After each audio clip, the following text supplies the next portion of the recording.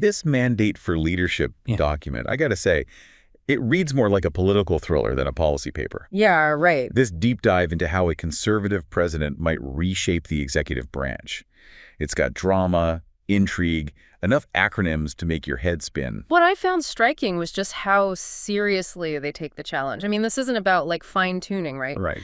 They're talking about a modern executive branch that's basically, like, gone rogue, way off track from what they see as, its proper place. It's like they're hitting the reset button, the whole system. They even used the word tyrannical at one point. That's not pulling any punches. Intense, right.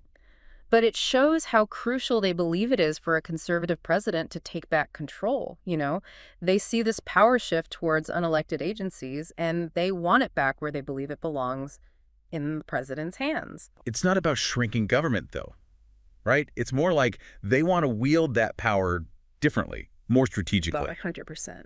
And that's where their game plan for the EOP, the Executive Office of the President, comes into play. Huge emphasis on that. They see the EOP, the president's closest advisors, as this, like, untapped resource. Like, past administrations haven't used it to its full potential to, really shape the bureaucracy. So less wrecking ball and more surgical strike. Exactly. But to do that, you got to know the machine inside and out.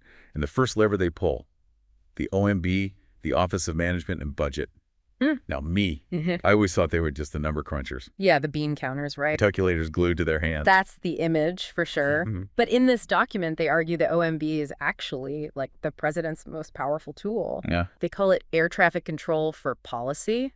That one really jumped out at me. That's a powerful image. What do they mean by that? Okay, so instead of just adding up the numbers, right, they want the OMB actively shaping policy, like strategically channeling funds to where the president wants to go and, well, maybe letting other stuff fall by the wayside. So less about across-the-board cuts and more like winners and losers. Exactly. And they give a concrete example of how to do it. It's called apportionments. Apportion. Okay, you lost me. It's basically how the OMB doles out money to the agencies throughout the year. And they're saying, put political appointees in charge of that. Ah, okay. Make sure the agencies fall in line. So you're an agency head, super excited about your new program, but the OMB, not so much. Exactly. They could just turn off the funding faucet and boom, you're dead in the water. You got it. It's leverage. Big time. They even want to restructure the OMB, bring in even more political appointees to embed that control over policy. They want their people making the calls. It's a very different view of the OMB than I think most people have. Yeah. And speaking of assertive action, they don't hold back when it comes to regulations either, do they? Oh, absolutely not. Big focus on what they call the regulatory state and their weapon of choice. This little-known office within the OMB, it's called OIRA, the Office of Information and Regulatory Affairs. Well, IRA, okay, got to be honest, not ringing a bell. Yeah, most people haven't. Give me the rundown. Think of them as the gatekeepers for any new regulation. Ah. They review all these proposed rules from every corner of government, and they're making sure they fit with the president's agenda. The document wants to keep Executive Order 12866, which basically forces agencies to do this rigorous cost-benefit analysis for any new regulation. So proving it'll actually help more than it costs, which on paper makes sense, but doing that for every single regulation for the entire government. Sounds like a nightmare, right? Yeah. But here's where it gets really interesting. They want to go even further. They're saying that even these independent agencies, like the Fed, the SEC, right, they shouldn't be exempt. Wow. So even those agencies that are supposed to be a little bit like outside of politics. They're saying true accountability means everybody's going to play by the same rules. Interesting. And to give OIRA the teeth to actually do this, they're suggesting a big funding boost. I mean, they're clearly serious about this, but it does seem a little one-sided, doesn't it? Yeah. Regulations, I mean, they're there for a reason, right? Protect people, the environment. There's a balance to be struck. Oh, for sure. And it's important to remember that there are definitely different views on how much regulation is the right amount, Yeah. What we're talking about here is one specific perspective. Right, of course. And it's not the only view out there, but this document, it's coming from this place of wanting to minimize the burden of regulations, especially on businesses. Now, whether that actually addresses other concerns, like you said, health, safety, that's a whole other conversation. Right, it's a bigger debate. For sure. But it is interesting how they lay out their reasoning. Right. And they don't stop at just this cost-benefit analysis. Yes, more. They want to bring back some of those Trump-era executive orders that were all about making regulations more transparent, more efficient, you know? Oh, interesting. So they see those past efforts as worth revisiting. But those executive orders, they're not exactly set in stone, right? A new president can just come in and reverse them pretty easily. Exactly, which is why they also talk about working with Congress to make actual laws about this stuff, you know, long-term game. They Yeah. want to make these changes harder to undo. So a two-pronged attack, immediate action with executive orders, and then a longer-term strategy through legislation. They're playing chess, not checkers. 100%. And when it comes to national security, they're not messing around there either. Yeah, this section is fascinating. They want a National Security Council, the NSC, that is laser-focused on the president's agenda, streamlined, efficient. The president's agenda being the key phrase there, I Right. imagine. But how do you actually make that happen? I mean, the NSC, it's got people from all these different agencies with their own priorities, their own ways of doing things. Okay, well, buckle up, because this is where it gets interesting. They propose a pretty major shakeup. Like, imagine a president coming in on day one and being like, we're getting rid of entire directorates within the NSC that don't fit with my vision, and we're creating new ones that do. Wow. Talk about cleaning house. Right, and it's not just moving the boxes around on the org chart, you know? Right. They're talking about replacing people, specifically holdovers from previous administrations, especially in key spots. So loyalty is a big deal. Huge. They want people in there who share the president's worldview, no question. Well, Oh, and they want the president to have more direct control over the military. interesting. There's this big emphasis on traditional roles, traditional missions, over what they call, quote unquote, social engineering. Social engineering. So we're talking about things like diversity initiatives, LGBTQ plus inclusion, that kind of stuff. Exactly. They're saying these things might be important, but not as important as the military's core function, which is national defense. It's a pretty clear stance for sure. Yeah. And it seems to be part of this larger pattern we're seeing, right? Centralizing power, putting it firmly in the hands of the president and their chosen few. You got it. They're talking about a much more assertive, less deferential presidency when it comes to national security. They believe a strong leader needs to act decisively, not get bogged down in bureaucracy or dissenting opinions. It's a really interesting look into how they see executive power. And we've covered a lot already. OMB, OIRA, NSC. It's like bureaucracy 101. Right. But we're not done yet, are we?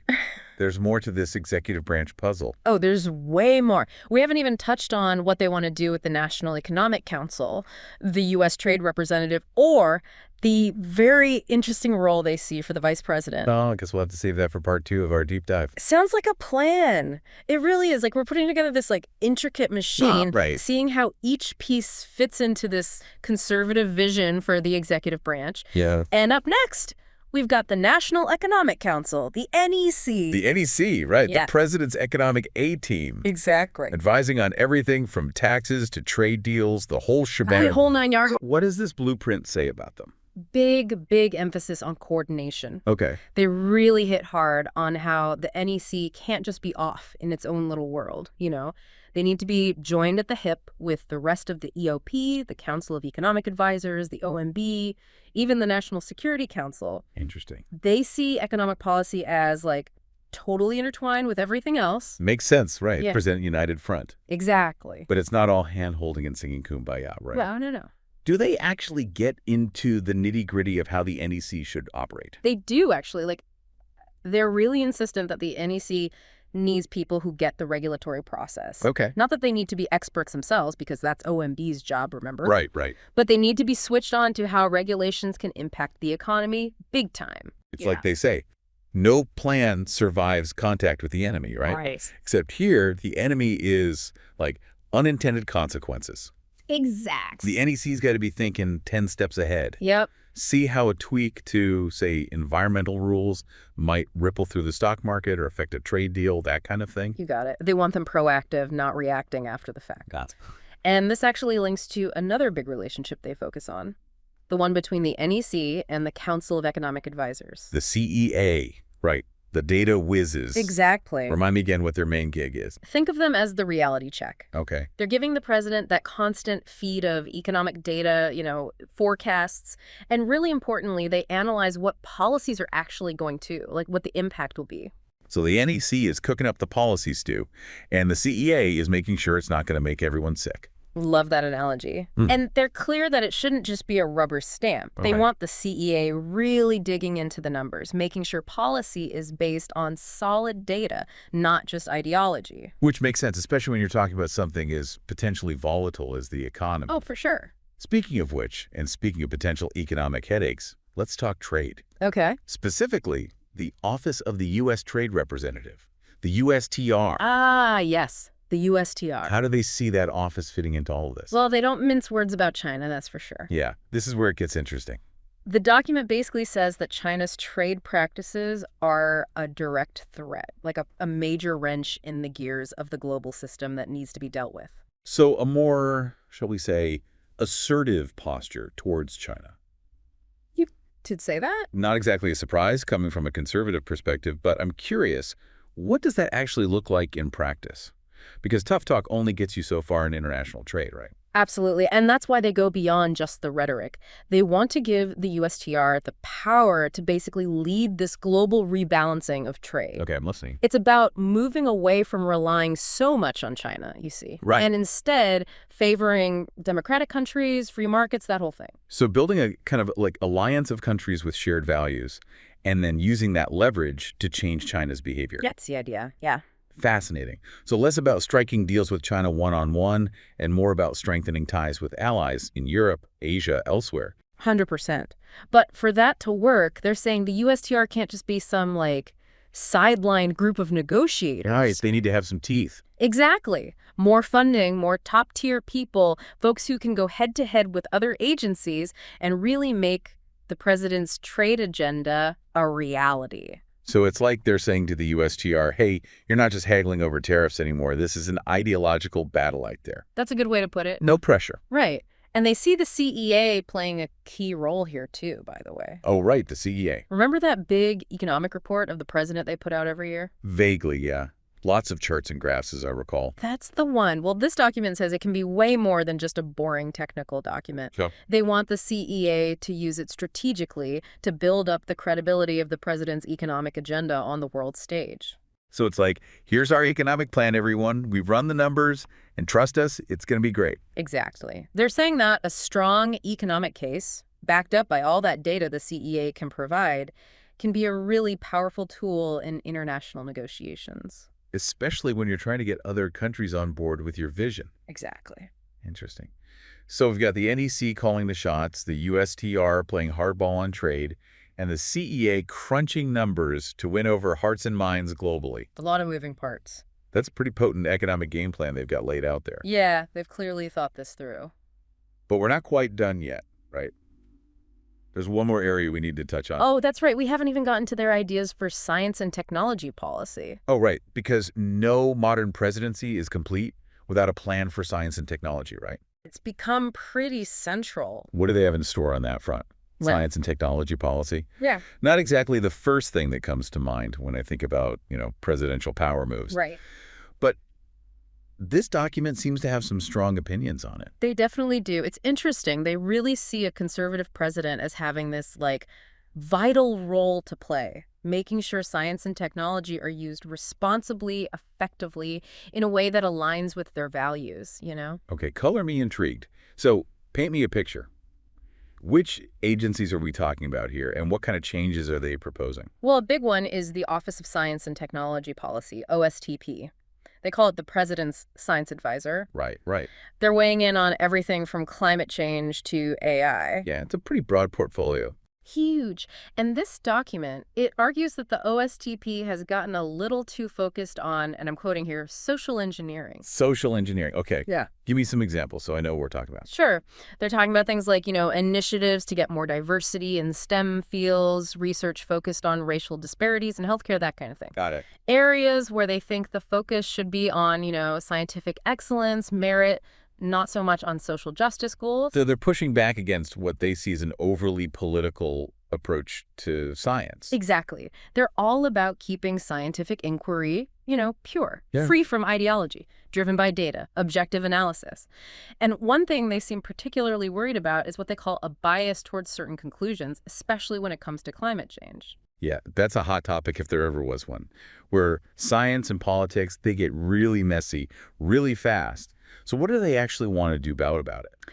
Well, they're calling for a major shakeup of the U.S. Global Change Research Program. Okay. That's the main government body in charge of coordinating climate change research. They think it's become too one-sided. Interesting. They want to bring in a broader range of perspectives. So that would mean bringing in scientists who might disagree with the, let's call it, the mainstream view on climate change, which I'm guessing some people won't like very much. Yeah, it's definitely going to ruffle some feathers. Right. But they're really serious about wanting a more open, more transparent debate about the science. And they're willing to, make some enemies along the way. And this isn't just about climate change, right? This feels like part of a larger push to change how science is funded, how it's done, the whole thing. Absolutely. Like, they're really concerned about this trend of factoring in social impact when deciding what to fund. They're saying federal dollars should go to the projects that'll do the most to advance knowledge, drive innovation, and, not necessarily the ones that tick certain social agenda boxes. So a more, let's say, traditional approach to science policy, focused on, as they see it, these core ideas of objectivity and excellence. It's another really clear example of how this document is trying to put a conservative stamp on the executive branch. Totally. And it's not just theoretical, they actually get into the nitty-gritty of how specific agencies, like the EPA, should operate. The EPA, tricky one, especially when it comes to, those environmental regulations. Exactly. Their view is that regulations have gotten way too burdensome, like they're stifling growth, holding back innovation. Yeah. They want a more streamlined approach, a cost-effective approach, one that, in their words, balances protecting the environment with the needs of businesses. So less red tape, more flexibility. Makes sense for some industries, for sure. But what about the impact on the environment itself? It feels like that's a pretty big piece of the puzzle they might be, glossing over. For sure. It's complicated, high stakes all around. And this document, as we've seen, is coming at this from a particular angle, right? Right. Prioritizing deregulation, economic growth, whether that's the right balance or not, well, that's an ongoing debate. Exactly. And we have to acknowledge that, there are other points of view. We're just trying to lay bare the thinking, the goals behind this particular vision of how things should be. 100%. And it's worth pointing out, even within this document, they seem to realize that getting what they want takes more than just executive orders, or putting their people in the right jobs. Right. So it's not a quick fix. They see it more as a long game. Exactly. They talk a lot about working with Congress, passing actual laws to make their vision stick, make it a lot harder for future administrations to undo. So it's about building something that lasts, not just winning in the moment. It's a really interesting way of thinking about executive power, not just about making changes here and now, but about really steering the ship of state in a new direction for the long haul. Absolutely. And that actually brings us to their vision for the vice president, which honestly, I found pretty fascinating. Okay, I am very curious about that. Oh. Because honestly, the VP often seems like, kind of an afterthought, shows up for ceremonies, casts the deciding vote if there's a tie. But they're saying there's a much bigger role for the VP to play. Oh, yeah. Way more than just a ceremonial position. They see the VP as this really unique and powerful asset. Okay, I'm all ears. They're basically saying that, the VP is elected by the whole country, right? But they're also part of the executive branch. Right. And that gives them a platform, real leverage to push the president's agenda. So less about cutting ribbons and more about, really getting things done. Exactly. And they get into the specifics. First off, staffing the VP's office. Okay. They want strong and sound policy minds in there, people who are totally on board with the president's vision and can, hit the ground running. No time for on-the-job training. Nope. And then they see the VP as this key player on Capitol Hill. Remember, the VP is also president of the Senate. Right. I always forget that.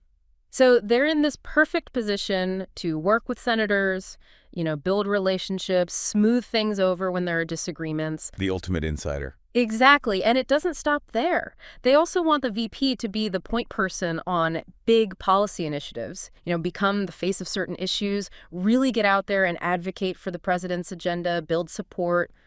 It's interesting that it's like they're taking a page from what we're seeing in the current administration, where the VP has had a really visible role on things like, space exploration, voting rights.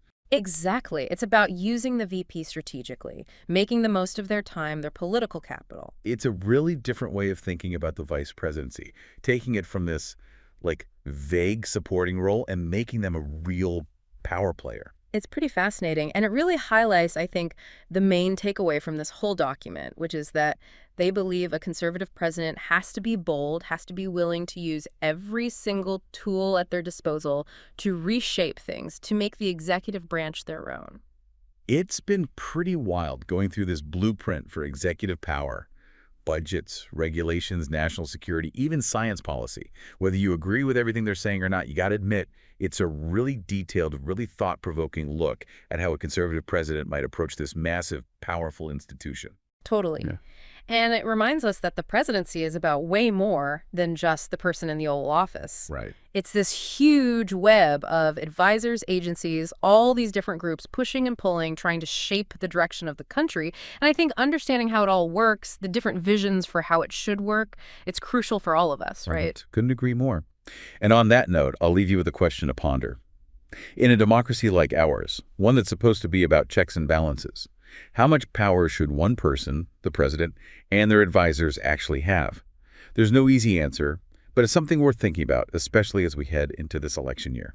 Thanks for joining us on this deep dive. Until next time.